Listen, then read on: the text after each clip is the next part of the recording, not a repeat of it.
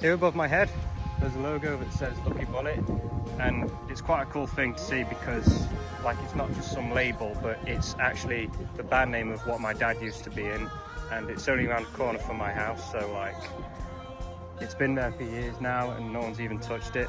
But I thought it'd be a good idea to explain to you what they used to do as a band and how it's kind of inspired me as a musician. So in early 2000s, I think that's when they formed the band. I might be wrong because I'm sure they had another group called Rainmaker back in the 90s.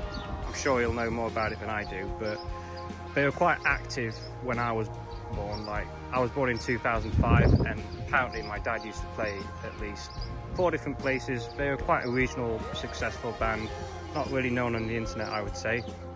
But my dad used to say to me that he was a construction worker in Nottingham by day and a gigging musician by night, so that was cool to know.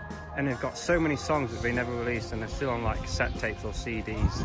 But you can find some of their music on SoundCloud anyway if you wish to check it out. Just type in Lucky Bullet band or Mansfield, anything like that. And they've got a Facebook, actually an official page. I think they just call it Lucky Bullet Music.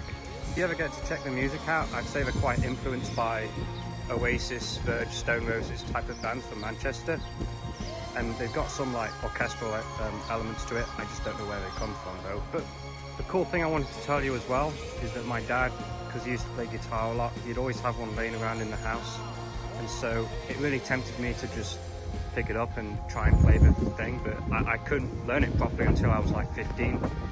And I was even bought a classical guitar at 8 years old, but I still never really picked up because it was too heavy for me and like the arm is too wide. And even years later, when I was doing guitar at 15, I was just strumming chords, and then I found out that same guitar that my dad still has, it's too wide for me. Like, oh, it's made for finger picking.